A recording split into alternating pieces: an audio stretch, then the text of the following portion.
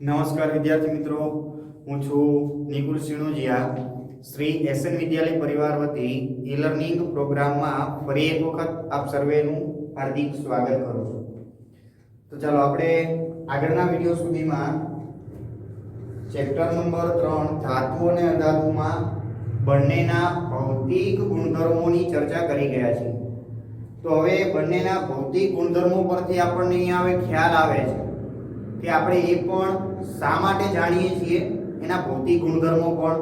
તો એના પાછળનું એક આપણું કારણ હતું કે આપણે ધાતુઓ અને અધાતુઓનું વર્ગીકરણ કરવું હતું એટલા માટે. તો હવે વર્ગીકરણ કરવા માટે જો ગુણધર્મો જુદા જુદા મળે, દરેકના ગુણધર્મો જુદા જુદા મળે તો વર્ગીકરણ છે સરળતાથી કરી શકાય એવું આપણે જાણીએ છીએ. પરંતુ બને છે એવું કે ધાતુઓની અંદર કેટલાક ગુણધર્મો છે એ બધી ધાતુઓ માટે લાગુ પડે છે, જ્યારે એમાંના જ અમુક ગુણધર્મો એવા છે કે મોટા ભાગની ધાતુઓને લાગુ પડે છે, પરંતુ અમુક ધાતુ છે એ એના કરતા વિરુદ્ધ ગુણધર્મ ધરાવે છે. એટલે કે જેને આપણે અપવાદરૂપ ગુણધર્મ કહીએ છીએ કે અપવાદરૂપ ધાતુ કહીએ છીએ એ ગુણધર્મ માટે. તો આવા અપવાદરૂપ ગુણધર્મો ધરાવતી જે ધાતુઓ છે કે મતલબ કે આવા અપવાદરૂપ ગુણધર્મોની જે સંખ્યા છે એ ધાતુ અને અધાતુમાં બંનેમાં વધારે પ્રમાણમાં જોવા મળે છે. અને જેના આધારે આપણું જે કામ છે કે ધાતુ અને અધાતુનું વર્ગીકરણ કરવાનું એ મુશ્કેલ બને છે એવું આપણે જાણી ગયા. તો હવે આના પરથી આપણા માટે અગત્યનો પ્રશ્ન એ છે કે બંનેના જે અપવાદરૂપ ગુણધર્મો છે એ પણ આપણા માટે મોસ્ટ આઈએમપી પ્રશ્ન છે. તો ચાલો પહેલા તો આપણે એની અલગથી નોંધ કરીએ, ત્યાર પછી આગળની ચર્ચા કરીએ.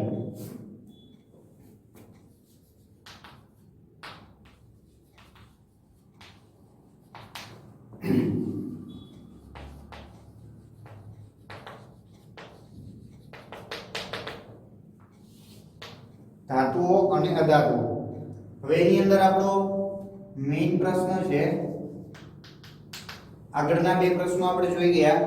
ધાતુઓના ભૌતિક ગુણધર્મો તમારે લખવાના છે વ્યવસ્થિત, પછી એવી જ રીતે અધાતુના ભૌતિક ગુણધર્મો અપવાદરૂપ જે આવે છે એના સહિત જ લખવાના છે. પરંતુ આ જે અલગથી આપણે પ્રશ્ન બનાવી છે એ અલગથી શા માટે? કારણ કે જેથી કરીને જો આવો અલગથી પ્રશ્ન જો કદાચ પૂછાય તો જેથી કરીને આપણને ખ્યાલ આવે એટલા માટે.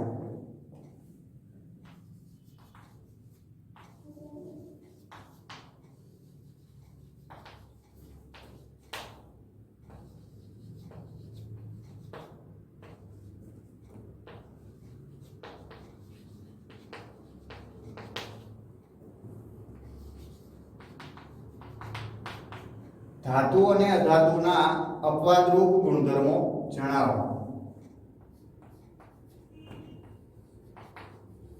આ બાજુ આપણે લખીએ ધાતુ અને અહીંયા અધાતુ. હવે જો આની અંદર આપણે ધાતુ અને અધાતુમાં આવતા અપવાદરૂપ જે ગુણધર્મો છે ફક્ત આપણે એની જ નોંધ કરવાની છે. તો ચાલો પહેલા ધાતુઓની વાત કરીએ. તો ધાતુઓમાં આપણે જોયું કે ધાતુઓ છે તો મોટા ભાગની બધી ધાતુઓ ઘન સ્વરૂપે છે, જ્યારે એક ધાતુ એવી છે કે જે પ્રવાહી સ્વરૂપે જોવા મળે છે. એટલે કે આપણે અહીંયા ટૂંકમાં લખવું તો લખી શકાય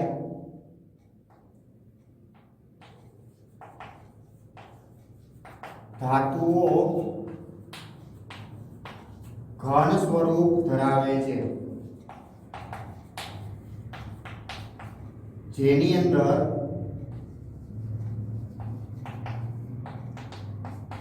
અપવાદરૂપ ધાતુ કઈ છે તો કે પારો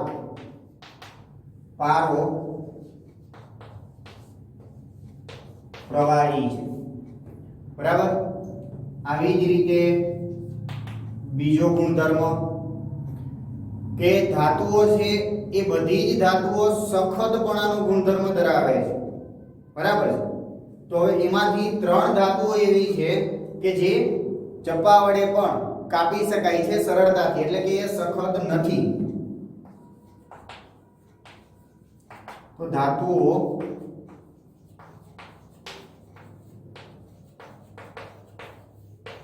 સખતપણું ધરાવે છે, જ્યારે અપવાદરૂપ 3 ધાતુઓ છે સોડિયમ, પોટેશિયમ અને લિથિયમ કેવી છે તો જે ચપ્પા વડે કાપી શકાય છે.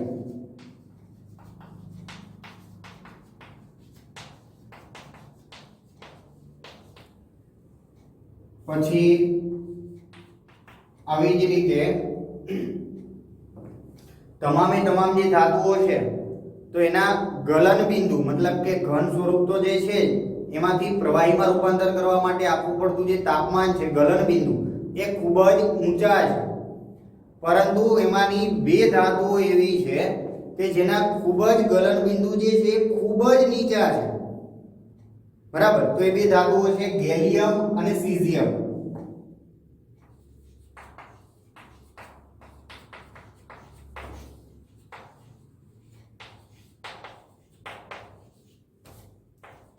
ઊંચા છે, પરંતુ અપવાદ રૂપ છે એની અંદર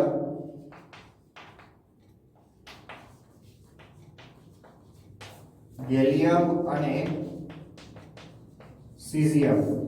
આ 2 ધાતુઓને જો હથેળીમાં રાખવામાં આવે તો આપણા બોડી ટેમ્પરેચરને કારણે પણ એ પીગળી જાય છે, તો એટલા ખૂબ જ નીચા ગલનબિંદુ ધરાવે છે. તો આ હતા ધાતુઓમાં અપવાદરૂપ ગુણધર્મો ધરાવતી ધાતુઓ કે અપવાદરૂપ એવા ગુણધર્મો. હવે આવી જ રીતે વાત કરીએ અધાતુઓની, તો અધાતુઓ જે છે તો તે ઘન અને વાયુ સ્વરૂપે જોવા મળે છે.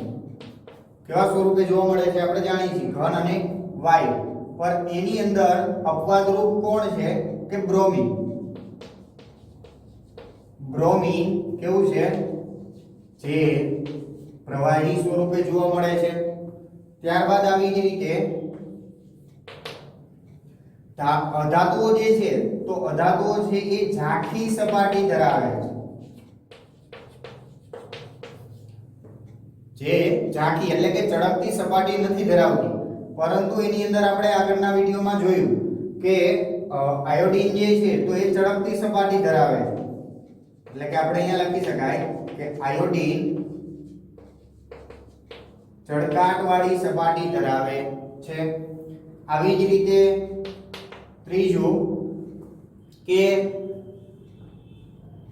અધાતુ છે એ વિદ્યુતના કેવા છે, વિદ્યુતના અવાહક છે, પરંતુ તેની અંદર ગ્રેફાઇટ જે છે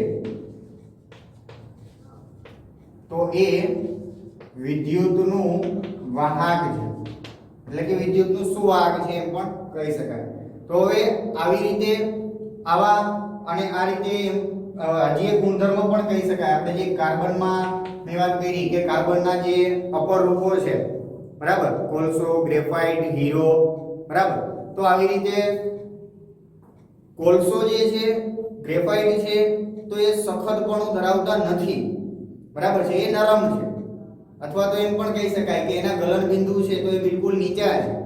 તો એ જગ્યાએ હીરો જે છે, કુદરતી રીતે મળતો જે હીરો છે તો એ ખૂબ જ સખતપણું ધરાવે છે, બરાબર. એટલે કે તે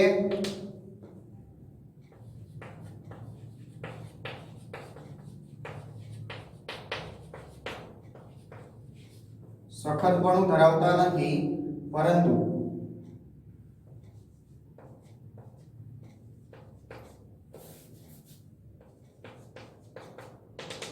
હીરો જે છે ડાયમંડ એ ખૂબ જ સખતપણું ધરાવે છે. તો હવે આવી જ રીતે અને અહીંયા એમ પણ કેવું તો કહી શકાય કે સખતપણામાં તો છે, પરંતુ સખતપણાની જગ્યાએ ગલન બિંદુ પણ કહી શકાય. કારણ કે બાકીના જે તમામ અધાતુઓ છે, અધાતુઓની સંખ્યા આપણે જાણીએ છીએ કે કેટલી છે, 20 જેટલી છે. એમાંથી સખતપણાની જગ્યાએ શું લખી શકાય, ગલન બિંદુ.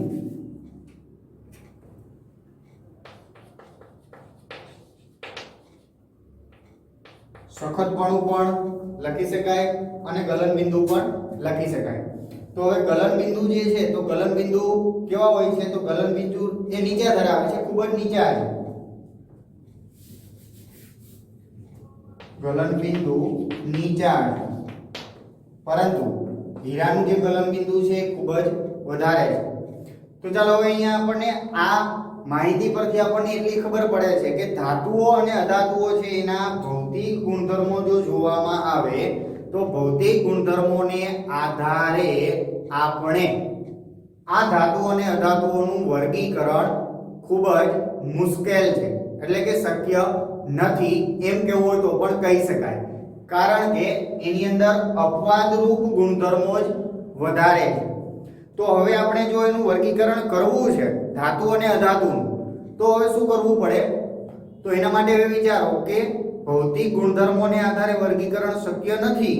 તો હવે આપણે એવું વિચારીએ કે ચાલો રાસાયણિક ગુણધર્મો જો જોવામાં આવે તો શું ખરેખર રાસાયણિક ગુણધર્મોમાં પણ આવું જ છે કે પછી રાસાયણિક ગુણધર્મો ધાતુ અને અધાતુના જુદા છે?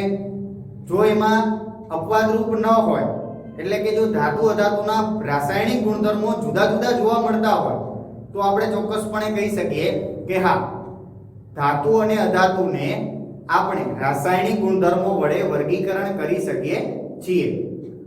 તો હવે રાસાયણિક ગુણધર્મો, તો તરત જ આપણને પ્રશ્ન થાય કે રાસાયણિક ગુણધર્મો વડે આપણે ચકાસવા કઈ રીતે? તો એના માટે આપણને એક પ્રવૃત્તિ આપેલી છે, પ્રવૃત્તિ નંબર 3.8.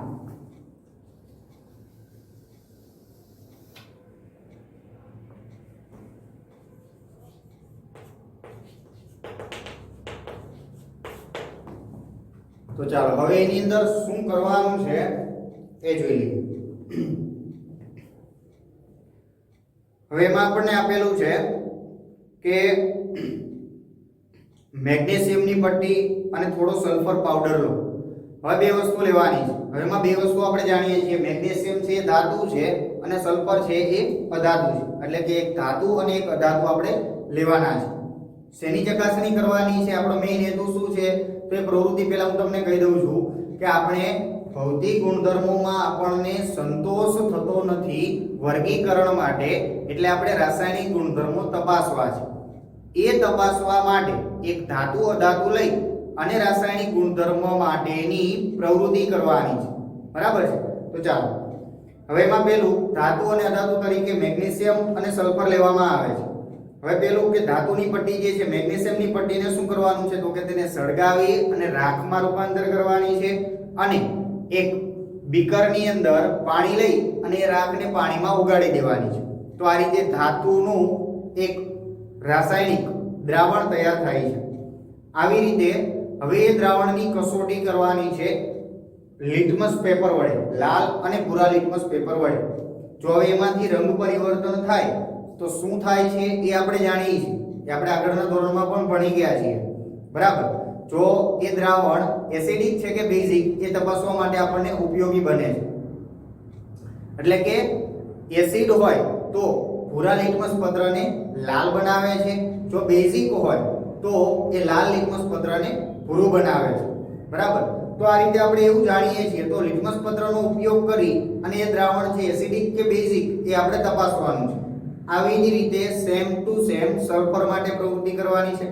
એમાં આગળ શું કરવાનું છે એ આપણે આગળ જોઈએ, પણ એ પહેલા મેગ્નેશિયમની પટ્ટીને સળગાવી અને એને કઈ રીતે આપણે પ્રવૃત્તિ કરીશું કે પ્રવૃત્તિમાં આગળ વધીશું એ પહેલા આપણે જોઈએ.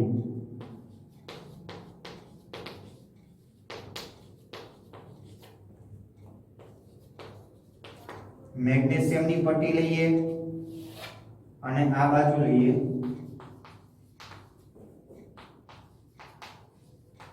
Sulphur powder. ચાલો, અને અહીંયા લખવું હોય તો લખી શકાય કૌંસમાં આપણે એક ધાતુ અને એક અધાતુ લીધેલા છે.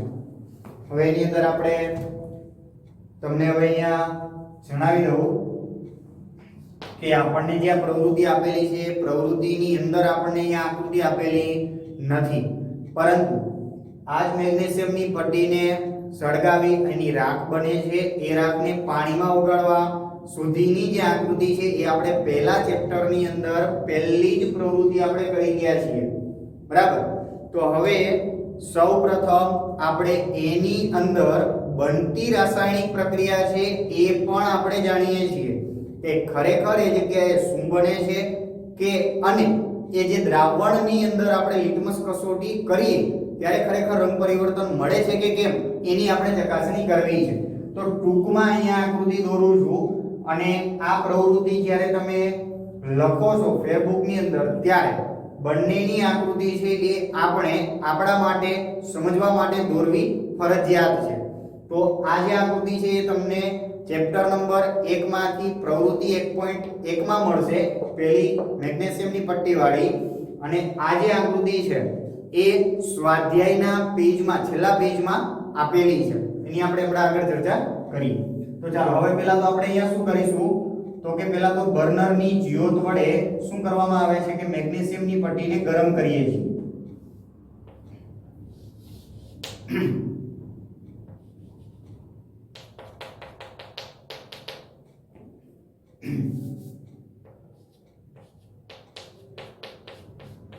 ખાલી સમજવા પૂરતી સાવ સાદી આકૃતિ દોરું છું જેથી આપણને ઝડપથી ખ્યાલ આવે.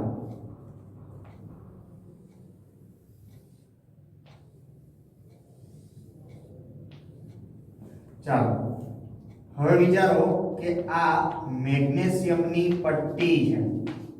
હવે આને શું કરીએ છીએ, ગરમ કરવામાં આવે છે. તો ગરમ કરવામાં આવે તો આપણે જાણીએ છીએ કે ગરમ કરવાથી શું થશે કે રાખ સ્વરૂપમાં ફેરવાય છે. હવે જો રાખ સ્વરૂપમાં ફેરવાય તો રાખ સ્વરૂપમાં ફેરવાય અને એ રાખને આપણે શું કરવાની છે, એકઠી કરવાની. તો ચાલો રાખ આપણે આમાં ધારી લો કે આ રીતે આપણે મેગ્નેશિયમની રાખને એકઠી કરીએ છીએ. હવે આ જે રાખ છે મેગ્નેશિયમની રાખ, હવે આ રાખને આપણે શું કરવાની છે તો એક પાણીના ગ્લાસમાં અથવા તો વોચ ગ્લાસમાં આપણે શું કરવાની છે, ઓગાળવાની છે.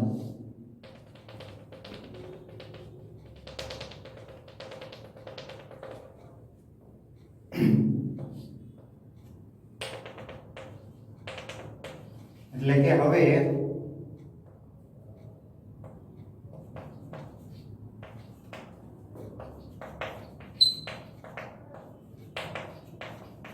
મેગ્નેશિયમની પટ્ટીનું કે મેગ્નેશિયમનું પાણીમાં દ્રાવણ એમ પણ સાદી ભાષામાં કેવું હોય તો કહી શકાય. ચાલો હવે આપણી પાસે જે આ દ્રાવણ તૈયાર થઈ ગયું છે, હવે આ દ્રાવણની લિટમસ કસોટી કરવાની છે. અને લિટમસ કસોટીમાં આપણે હવે એક બાબત તો પહેલા આપણે જાણી લઈએ કે ખાસ કરીને લિટમસ કસોટી કરીએ ત્યારે એસિડિક અને બેઝિક નો ગુણધર્મ એક શોર્ટકટ ફ્રેમ આપણે આ રીતે યાદ રાખવી.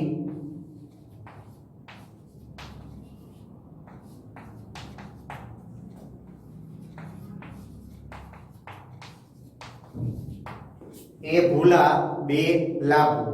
એટલે કે જો ભૂરું લિટમસ પત્ર લાલ બને તો એ દ્રાવણ કેવું હોય, એસિડિક. અને જો લાલ લિટમસ પત્ર ભૂરું બને તો એ દ્રાવણ છે બેઝિક હોય છે. હવે આપણી પાસે ધાતુનું દ્રાવણ એક તૈયાર છે. પટ્ટી છે, સળગાવીને રાખ બને, ઓગાળવાથી દ્રાવણ બને.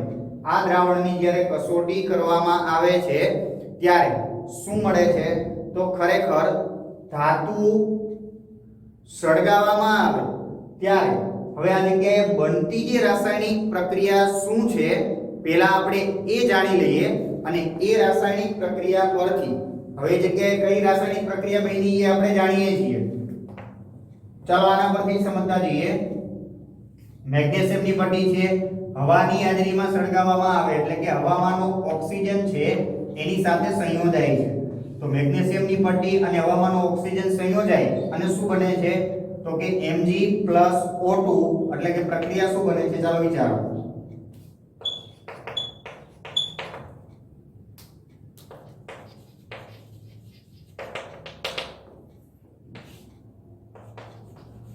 Mg+O2 શું બનશે અહીંયા તો MgO મેગ્નેશિયમ ઓક્સાઇડ. સંતુલિત કરીએ તો આ બાજુએ 2. ચાલો હવે મેગ્નેશિયમ ઓક્સાઇડ મતલબ કે હવે જે રાખ મળી તો આ રાખ જે છે એ શું છે મેગ્નેશિયમની રાખ મતલબ કે મેગ્નેશિયમ ઓક્સાઇડ છે શું છે મેગ્નેશિયમ ઓક્સાઇડ છે હવે આ મેગ્નેશિયમ ઓક્સાઇડ નું આપણે શું કરીએ છીએ કે એને પાણીમાં ઉમેરીએ છીએ એટલે કે મેગ્નેશિયમ ઓક્સાઇડ પ્લસ H2O તો હવે જો મેગ્નેશિયમ ઓક્સાઇડ પ્લસ H2O તો હવે આ બંનેનું સંયોજન થઈ અને શું થાય છે તો કે MgO પ્લસ H2O તો વિચારો Mg અને OH તો MgOH ટ્વાઇસ પ્રક્રિયા સંતુલિત છે હવે આને કહેવાય મેગ્નેશિયમ ઓક્સાઇડ અને આ છે મેગ્નેશિયમ હાઇડ્રોક્સાઇડ તો અહીંયા આ મેગ્નેશિયમ ઓક્સાઇડ છે અને આ મેગ્નેશિયમ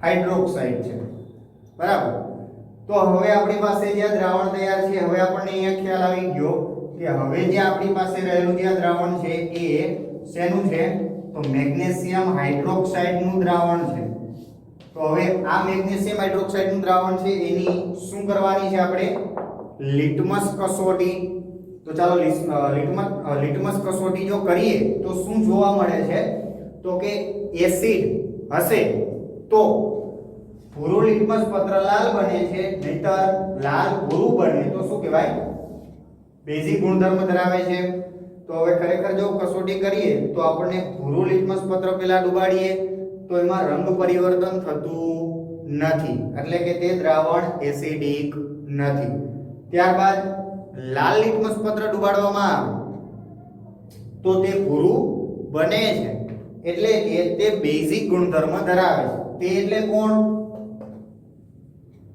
ધાતુ ઓક્સાઇડનું દ્રાવણ ધાતુ ઓક્સાઇડનું દ્રાવણ કેવો ગુણધર્મ ધરાવે છે બેઝિક ગુણધર્મ ધરાવે છે એટલે ખાસ કરીને આપણે અહીંયા નોંધ કરવાની છે કે ધાતુ ઓક્સાઇડનું જે આ દ્રાવણ છે એ કેવો ગુણધર્મ ધરાવે છે તો એ બેઝિક ગુણધર્મ ધરાવે છે તો ચાલો આવી જ રીતે આપણે સલ્ફર પાવડરને લઈ અને એમાં પ્રવૃત્તિ કરવાની છે તો હવે એની અંદર શું કરવાનું છે તો એની અંદર કીધું છે કે એક ચમચી લઈ અને ચમચીની અંદર સલ્ફર પાવડર છે લેવાનો છે હવે તેને બર્નરની જ્યોત વડે ગરમ કરવાનું છે હવે જો ગરમ કરીએ તો એ પાવડર છે એ વરાળ સ્વરૂપે વાયુ સ્વરૂપમાં રૂપાંતર થઈ અને હવામાં ઉડી જાય છે તો હવે આપણને પ્રશ્ન થાય કે એને હવે આપણે એકઠો કઈ રીતે કરવો વરાળ સ્વરૂપે વાયુ સ્વરૂપમાં તો એ ઉપર ઉડી જાય છે તો એના માટે આપણે શું કરીશું કે એ ચમચીની ઉપર જ્યાંથી વરાળ નીકળે છે મતલબ કે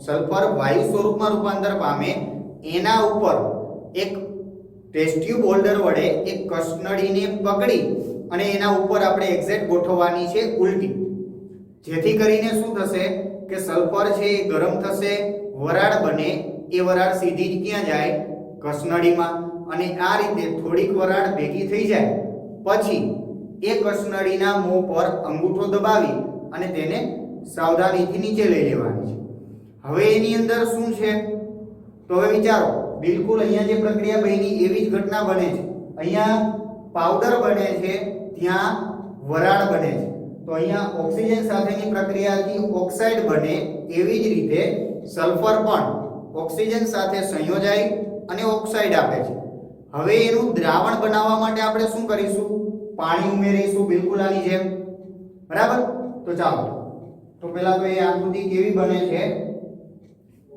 એ જોઈ અને સાથે સમજતા જઈએ તો હવે આપણે એની અંદર સૌથી પહેલા તો શું કરીશું તો બેઝિક આકૃતિ ખાલી આપણે જોઈએ સમજવા માટે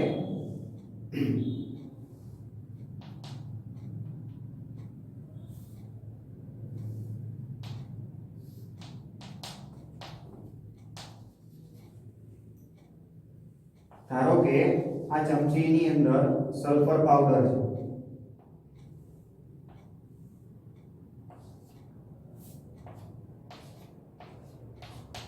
અને આપણે એને બર્નરની જ્યોત વડે ગરમ કરીએ છીએ હવે ગરમ કરવાથી શું થશે તો કે વરાળમાં રૂપાંતર પામે છે તો હવે એ વરાળને એકઠી કરવા માટે આપણે ઉપર શું કરવાની છે તો એક કસનળી ગોઠવવાની છે।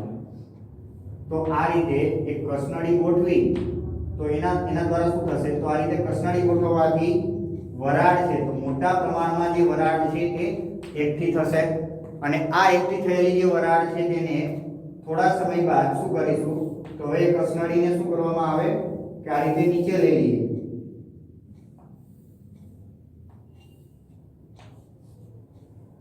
જેની અંદર શું છે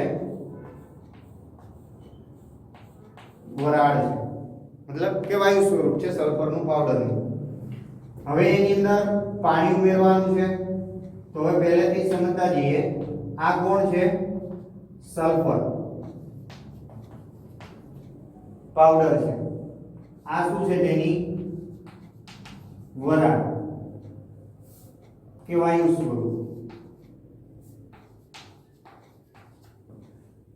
હવે ખરેખર અહીંયા જે બને છે એ જ ઘટના હવે વિચારો કે હવે આ વાયુ સ્વરૂપની અંદર આપણે શું ઉમેરીએ છીએ બહારથી પાણી ઉમેરીએ છીએ તો પાણી ઉમેરવાથી શું થઈ જશે દ્રાવણ। તો હવે જે દ્રાવણ બને છે તો આ દ્રાવણની લિટમસ કસોટી કરી શકાય કે નહીં તો જો દ્રાવણની લિટમસ કસોટી કરી શકાય તો આની જેમ જાણી શકાય કે તે કેવા પ્રકારનો ગુણધર્મ ધરાવે છે। તો ચાલો હવે આપણે લિટમસ કસોટી કરવા માટે તૈયાર છીએ પરંતુ પહેલા જે બનતી પ્રક્રિયા છે રાસાયણિક પ્રક્રિયા એની નોંધ કરીએ। સલ્ફર એટલે કે તેની સંજ્ઞા છે S સળગાવવામાં આવે છે એટલે કે હવામાંના ઓક્સિજન સાથે સંયોજાય છે અને સંયોજાઈને શું બનાવે છે તો કે સલ્ફર ડાયોક્સાઇડ એટલે કે આપણું પહેલું જે સમીકરણ મળે છે રાસાયણિક પ્રક્રિયા। તો રાસાયણિક પ્રક્રિયામાં શું થશે કે સલ્ફર ઓક્સિજન સાથે સંયોજાઈને સલ્ફર ડાયોક્સાઇડ બનાવે છે। આવી જ રીતે હવે એ સલ્ફર ડાયોક્સાઇડને આપણે શું કરીએ છીએ એકઠો કરીએ છીએ તો હવે વાયુ સ્વરૂપ મતલબ કે આ થઈ ગયો આપણો સલ્ફર ડાયોક્સાઇડ। હવે એ સલ્ફર ડાયોક્સાઇડને ક્યાં ઉમેરવામાં આવે છે કસનળીની અંદર એની અંદર શું ઉમેરીએ છીએ પાણી એટલે કે H2O બરાબર। તો હવે સલ્ફર ડાયોક્સાઇડ પ્લસ H2O તો હવે શું બનશે તો H2SO3 શું બને છે અહીંયા H2SO3 સલ્ફ્યુરસ એસિડ। તો હવે આવી રીતે અને અહીંયા તમને ખબર હોય તો H2SO4 એટલે સલ્ફ્યુરિક એસિડ આપણે જેને કહીએ છીએ એની જેમ H2SO3 એટલે સલ્ફ્યુરસ એસિડ। તો હવે આપણી પાસે જે દ્રાવણ તૈયાર છે તો આ જે દ્રાવણ છે એ શું છે H2SO3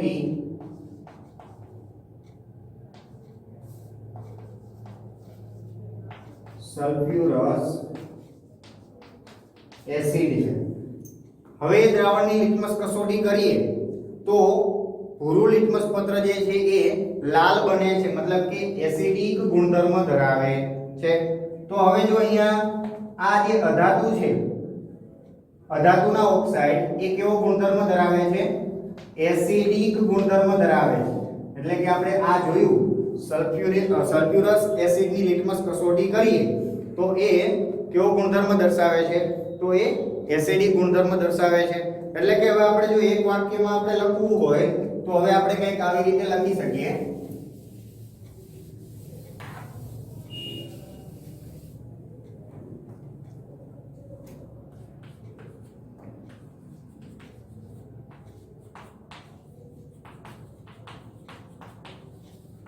ધાતુના ઓક્સાઇડ કેવો ગુણધર્મ ધરાવે છે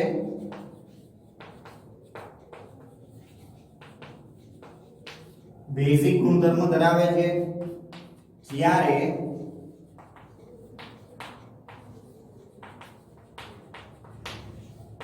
અધાતુના ઓક્સાઇડ છે